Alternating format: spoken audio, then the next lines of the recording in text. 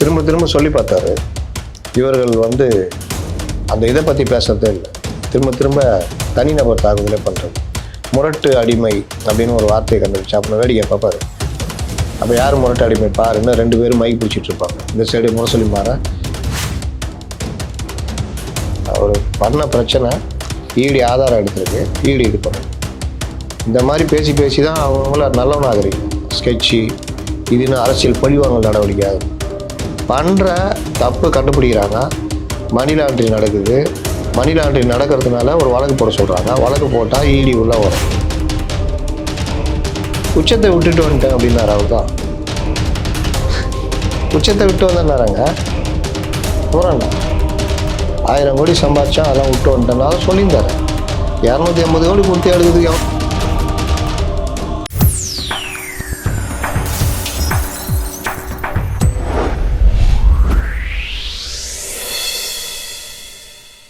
தமிழகம் முழுக்கும் திரு எடப்பாடி அவர்கள் சுற்றுப்பயணம் செஞ்சிட்டு இருக்காரு. தேர்தல் சுற்றுப்பயணம்.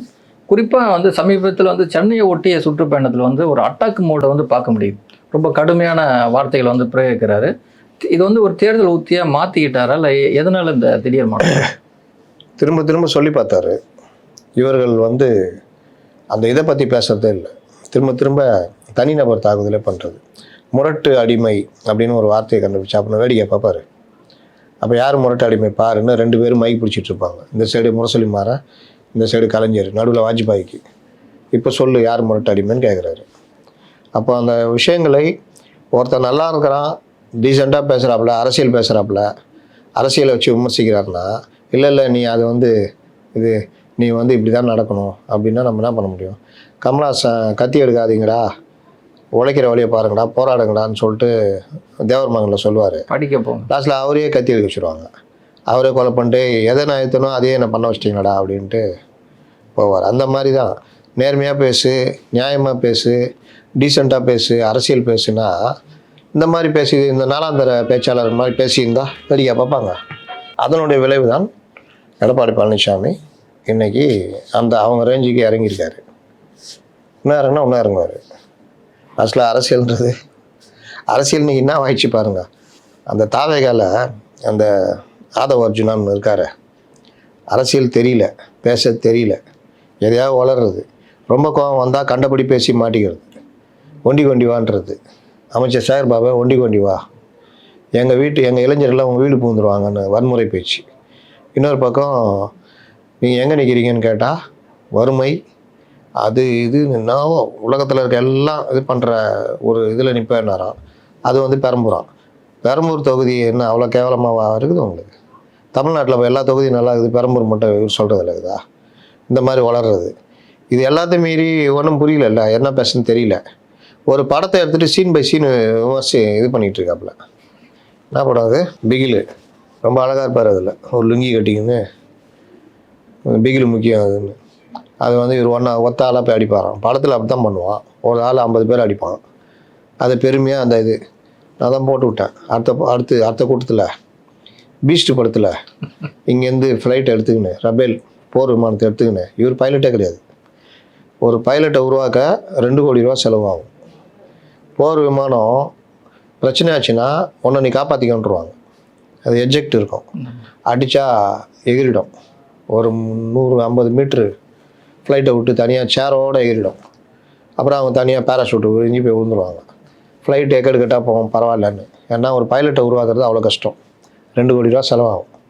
வார் ஜெட் பைலட்னா இன்னும் இவர் RAW ஏஜெண்ட்டாக இருப்பார். RAW ஏஜென்ட்டு கொஞ்சம் சில விஷயங்கள் தெரியும். அதுக்காக ஃபைட்டர் ஜெட்டு ஓட்டுற அளவுக்கு தெரியும்.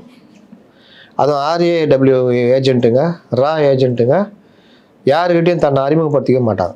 பொண்டாட்டியே தெரியாது. எங்கே வேலை செய்யணும், ஏதோ ஒரு கம்பெனியில் வேலை செய்கிற மட்டும் தான் இருக்கும்.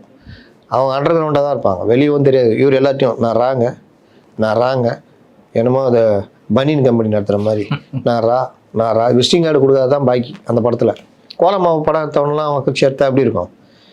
அவர் ஒரு ஃப்ளைட் எடுத்துன்னு போவார். என்னமோ ஃப்ளைட்டு இங்கே நம்ம வெளியில் இந்த பைக்கு பார்க் பண்ணியிருக்க மாதிரி இவர் போய் ஒரு ஃப்ளைட் எடுத்துக்கின்னு இங்கேருந்து பாகிஸ்தான் போவார்.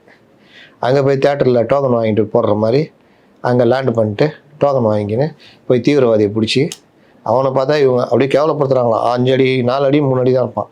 தூக்கின்னு வந்து ஃப்ளைட்டில் ஏற்றிக்கின்னு டோக்கனை கொடுத்துட்டு ஃப்ளைட் எடுத்துன்னு வெளியில் வருவார். வந்தால் எதிரில் பார்த்தீங்கன்னா டவுன் பஸ் மாதிரி இன்னொரு ஃப்ளைட் வரும். ஒன்று ரஃபேல்னு கை காட்டுவார். டவுன் பஸ் பார்த்துறீங்களா? போகும்போது ஹை டூட்டியா 210 ரைட் பார்ப்போம் அப்படின்னு.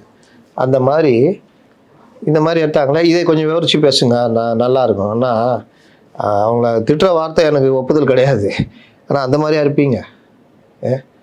அந்த ரசிகர்களை கொஞ்சம் அரசியல் படுத்தி கொண்டு வாங்கடான்னா, இவன் உட்காந்து இந்த ரசிகர்கள் உட்காந்து பேசிட்டு போனான். அந்த சீனில் பார்த்தோன்னா தலைவர் அப்படியே கால் நீட்டு வர்றா, அப்படி பட்டவனா அவன் போய் எப்படி தான் விட்றான்னு தெரிலடா. அந்த இதில் டிரான்ஸ்ஃபார்மரில் அப்படியே டிரான்ஸ்ஃபார்மர் வெடிக்கும்டா. இன்னொரு கிக் விடுவார், அந்த கார் பார்த்தா இப்படி ஆகிடும்டா. எங்கே கார் இப்படி ஆகுமா? இப்படி ஆகும்டா. தலைவர் குத்து விடுவார், அவன் குனிஞ்சிடுவான்டா. செவுருலேயே உண்டா அந்த குத்து, செவுரை ஒஞ்சிடும்டா. ஐயோ தலைவர் கை அவ்வளோ பவர்றான், காரை விட்டு இறங்க முடியல.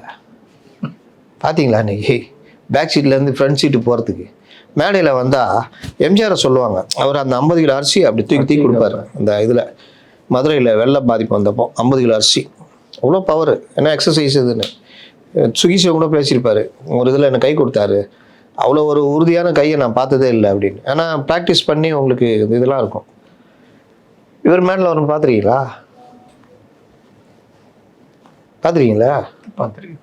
ஒரு தலைவன் வர ஸ்டைலாக அது நல்லா நெஞ்சை நிமித்தி கையை ஆட்டி, உனக்கு பிரிஸ்காக இருந்தால் தான் அவன் பிரிஸ்காக இருப்பான், நீ எப்படி இருந்தனா அவன் எப்படி இருப்பான்.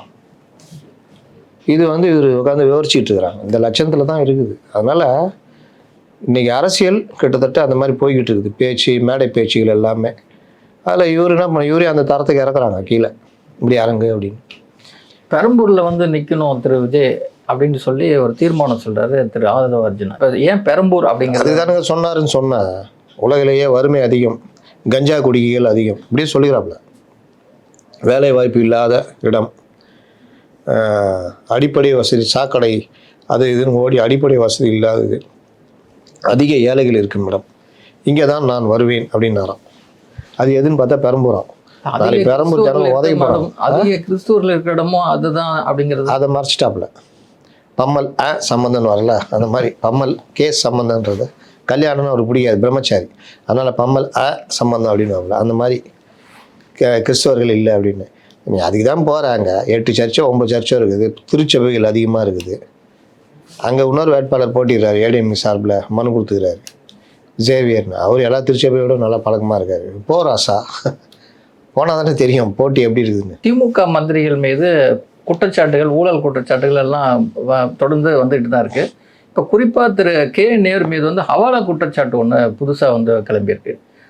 தொடர்ந்து இது வந்து அரசியலுக்காக செய்யப்படுகிறதா, உண்மையாகவே மந்திரி சபைகள் இப்படி தான் நடந்து? 258 பக்கம் ஆதாரம் கொடுத்துருக்காங்க இடி. அதில் தான் இந்த ஹவாலா மேட்டர்லாம் சொல்கிறாங்க.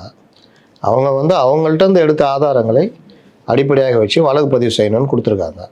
அந்த ஆதாரங்கள் தான் வெளியில் வந்திருக்கு. அதில் தான் இந்த விவகாரங்கள்லாம் சொல்லப்பட்டிருக்கு. நீங்கள் அவுத்து விடுங்க, எஃப்ஐஆர் போடுங்க, இடி உள்ளே வந்து எப்படி பண்ணாங்கன்றதை நிரூபிக்க போகிறாங்க. இவங்க அதுக்கு தானே தடுக்கிறாங்க. நாங்கள் வந்து விசாரிப்போம், 6 மாதம் விசாரிப்போம். ஒரு சமுதாயத்தில் பெரிய மனிதர் தவறு செஞ்சால் எல்லாம் தான் ஒன்று, கொலை பண்ணிட்டா எப்படி குத்துனாரு, எப்படி செத்தாரு, இதெல்லாம் நாங்கள் ஒரு 6 மாதம் விசாரிப்போம். ஏன்னா ஒரு சமுதாயத்தில் பெரிய மனுஷன் நான் சொல்லுவீங்க. கொலை பண்ண மறுநாள் கைது பண்ணுறீங்களா, வழக்கு போடுறீங்களா? அது மாதிரி பூர்வாங்க இது இருக்குன்னு 258 பக்கம் ஆதாரங்களை கொடுக்குறாங்க. எஃப்ஐஆர் போடுறோம்னா பிரச்சனை, அதிகபட்சமாக 15 நாள் எடுத்துக்கலாம். இப்போ நான் சொன்னல, இதெல்லாம் நான் சொல்லலை, கோர்ட்டு சொல்லுது. என்ன நினச்சினுக்கிற நீ? ஒரு கோர்ட்டு நடத்துறியா? BNS 173/3 தெரியுமா என்னான்னு? 15 நாள், 3 மாதம் ஆச்சு. என்ன பண்ணுகிற? இதுக்கப்புறம் ஒரு 6 மாதம்ன்றா, அதில் போய் எஃப்ஐஆர் போட்டு கொண்டு வாங்க போங்க அப்படின்னு சொல்லிக்கிறாங்க. அதனால் அது நெருக்கடி, சிக்கல்.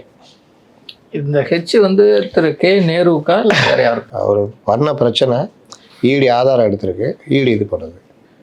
இந்த மாதிரி பேசி பேசி தான் அவங்கவுங்கள நல்லவனாகிறீங்க. ஸ்கெட்சு இதுன்னு அரசியல் பழிவாங்கல் நடவடிக்கை அதுன்னு பண்ணுற தப்பு கண்டுபிடிக்கிறாங்க.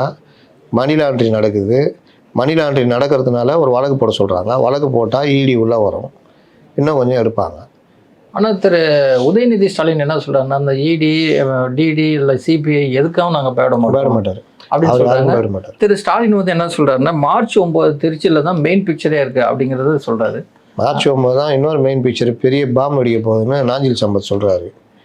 எல்லாம் அன்றைக்கி வந்தீங்கன்னா ஒன்றுமே இருக்காது. மார்ச் 8ன்னு மகளிர் தினம். சோறு கீறு போட மாட்டாங்கன்னு நினைக்கிறேன், மறுநாள் லீவ் விட்ருவாங்கன்னு நினைக்கிறேன். பெரிய புரட்சி வெடிக்கும். மேலே மார்ச் 9 தானே இது போட்டாங்க, ஹீரோஷிமா ஆகஸ்ட், மார்ச் கிடையாது. அதனால் ஏதோ சொல்கிறாங்க, எது பார்த்தாலும் ஒன்றும் கிடையாது. அது போய் கையில் காலில் வந்து கூட்டு வந்துட்டாங்க பாருங்கள். தலைவரை கொஞ்சம் வாங்க, சின்ன சின்ன அல்லு சில்லுலாம் நம்மளை மிரட்டுது, நீங்கள் வந்து கூட்டணியில் இருக்கிறீங்கன்னு சொன்னிச்சுன்னா அது கொஞ்சம் பயப்படும். அப்புறம் நாங்கள் வந்து எப்பா காங்கிரஸும் வரப்போகுது, அதனால் குறைச்சி கேளுங்கன்னு கொஞ்சம் மிரட்டுவோம். நீ கூட்டணியில் இல்லைன்னு தெரிஞ்சு, அதான் காங்கிரஸே இல்லைல்ல, அப்புறம் என்ன சொல்லு, இல்லை தாவகா போவா அப்படி மிரட்டுறாங்க. தயவுசெய்து வாங்க, நைட் சாப்பிட்டு போங்க. நான் முடிவெலாம் எடுக்க மாட்டோம், முடிவே எடுக்க வேணாம். நேராக வர்றீங்க, 1/2 மணி நேரம் சோறு போடுறோம், சாப்பிடுங்க, கிளம்பி போயினே இருங்க. அதே மாதிரி வந்தார், சாப்பிட்டாரு, கிளம்பி போயினேன்ட்டாப்புல, வெயிட் அண்ட் சீட்டு போயிட்டாப்புல. அதனால் இவர்களுக்கு அந்த பயம் இருந்துன்னு இருக்குது. மார்ச் 9ன்னா மேடையில் எல்லாரையும் ஏற்றி கை பிடிச்சி நின்று இருப்பாங்க, அவ்வளோதானே, இதான் நடக்கும். அதிமுக கூட்டணியும் திமுக கூட்டணியும் அவங்களுடைய சக கூட்டணியோட பேச்சுவார்த்தையில் நடத்திட்டு இருக்காங்க. நாம் தமிழர் சீமான் வந்து கிட்டத்தட்ட 234 தொகுதிக்கான வேட்பாளரை அறிமுகப்படுத்திட்டார். விஜய் வந்து கூட்டணி சம்பந்தமாகவோ அல்லது தன்னுடைய கட்சியோடைய நிலைப்பாடு சம்பந்தமாகவோ இது வரைக்கும் பெருசாக ஸ்ட்ராங்காக வந்து கன்வே பண்ணாமல் இருக்காரு. அடுத்தது என்ன அப்படிங்கிற ஒரு விஷயமே தொண்டர்களுக்கு கூட தெரியாமல் இருக்கிற காரணம் என்ன? அதுதான் விஜய், யாருக்குமே தெரியாது. விஜய் ஏன் வெளியே வர மாட்டேங்கிறாரு சொல்லுங்கள்? ஏன் விஜய் வெளியே வர மாட்டேங்கிறாரு? இல்லை, அவர் வந்துட்டு தான் இருக்காருன்னு சொல்கிறாரு சார் ஆதவ அர்ஜுனா. எத்தனை நாளைக்கு ஒரு தடவை வர்றாரு? எப்போ வந்தார் கடைசியாக? 1 மாதம் ஓட வராரா? நடுவில் ஏன் வரமாட்டேங்கிறார்? ஒவ்வொரு வீட்லையும் விஜய்கிறார். தூணிலும் இருக்கிறார், துரும்பிலும் இருக்கிறார். அவர் போகிற காரிலும் இருக்கிறார், கார் டயரிலும் இருக்கிறார். அங்கிங்க என்னாதபடி எங்கும் நீக்கமர நிறைந்திருக்கிறார். அப்படிப்பட்ட விஜய் என்ன வேணால் செய்வார். கடைசி நேரத்தில் அறிவிப்பார். தேர்தல் முடிஞ்சு கூட 234 வேட்பாளர் அறிவிப்பார். அவர்களை எம்எல்ஏ கூட ஆக்கிடுவார். அதனால் விஜய் நினச்சா என்ன வேணால் நடக்கும். கில்லி படம் பார்த்தீங்களா? அதில் திரிஷாவை எப்படி காப்பாற்றுறாரு? அப்படி திரிஷாவே காப்பாற்றுறவர் தமிழகத்தை காப்பாற்ற மாட்டாரா? சொல்லுங்க. மாஸ்டர் படத்தில் எப்படி இருப்பார்? குடிச்சிட்டு 10 கிடப்பாரா? வந்துட்டு அடிச்சு எல்லாரையும் காலி பண்ணுவாரா? அப்போ அதில் மாஸ்டர் படத்தில் பண்ணுற மாதிரி தமிழ்நாட்டில் பண்ண மாட்டாரா? நான் என்ன படம் பார்த்தேன், லியோவில் மோத மருந்து வைக்கிறாரா? மோத மருந்து விற்று 6000 கோடி எடுக்கிறாரா? 6000 கோடி என்ன பண்ணுவார் தெரியுமா? பெரம்பூருக்காக மக்களுக்காக செலவு பண்ணுவார். சிங்கப்பூராக மாற்றுவார். என்ன நினச்சிங்க நீங்கள்? விஜய் என்ன சாதாரண ஆளா?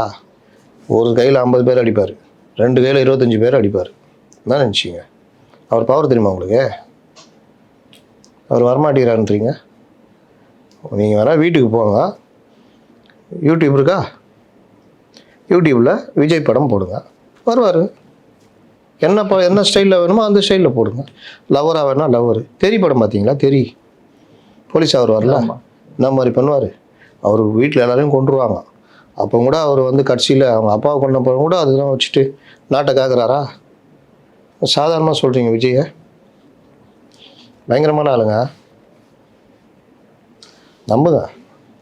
திரு திண்டுக்கல் சீனிவாசன் அவர்கள் ஒரு கேட்ட கேள்வி தான் சார் கேட்குறேன். என்னமோ 250 கோடி 350 கோடி நடிச்சு விட்டுட்டு வந்திருக்காருன்னு சொல்கிறீங்களா? அவர் உண்மையாக எவ்வளோ தான் நடிச்சாருன்னு அவர் ஒரு ஸ்டேட்மெண்ட் கொடுக்க சொல்லுங்கள் அப்படின்னு சொல்லி கேள்வி வச்சிருக்காரு. இன்ன வரைக்கும் பதில் இல்லை. சொல்லுவார், நீங்கள் சொன்னால் சொல்லுவார். உச்சத்தை விட்டுட்டு வந்துட்டேன் அப்படின்னாரு. அவர் தான் உச்சத்தை விட்டு வந்தேன்னாராங்க. அப்புறம் என்ன, 1000 கோடி சம்பாரிச்சான், அதெல்லாம் விட்டு வந்துட்டேன்னா அதை சொல்லியிருந்தாரு. 250 கோடி கொடுத்து எடுக்கிறதுக்கு எவனுமே இல்லை. நீங்கள் தயாரிப்பாளர் ஒரே ஒரு நிறுவனம் சன் பிக்சர்ஸ் தான் இருக்குது. லைக்கா இழுத்து சாத்திட்டு போயிட்டாங்க. யாருக்குறா? இதுக்கப்புறம் எவனும் இருக்க முடியாது. சொந்தமாக இப்போ எடுத்துகிற படத்தில் இவர் தான் பாதி பாகஸ்தர். ஜெகதீஷா யாராவது கூட இருக்கிறவர் தானே அதில் ஒரு கோ பார்ட்னர். அவர் என்ன அப்படியே பயங்கரமாக பண்ணவரா? அவர் தள்ளு வண்டி வியாபாரம், பால் விற்று பூக்கடை வச்சு பொட்டி கடை வச்சு சம்பாரித்து படம் எடுத்தாரா? அப்படி சொல்லுங்க. அந்த மாதிரிலாம் வச்சு சம்பாரிச்சிக்கிறா தமிழ் படம் மாதிரின்னு. இவர் கூடயே தானே இருந்தார். அவர் எப்படி தயாரிப்பாளர் ஆனார்?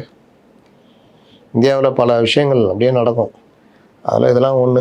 அதனால் விஜய் நீங்கள் சாதாரணமாக அடப்படாதீங்க. போரச்சா போய் தெரி படம் பாருங்கள். உங்களுக்கு ஏதோ பிரச்சனையாக இருக்குது விஜய் மேலே, தெரி படம் நீ ஃபுல்லாக பாருங்கள்.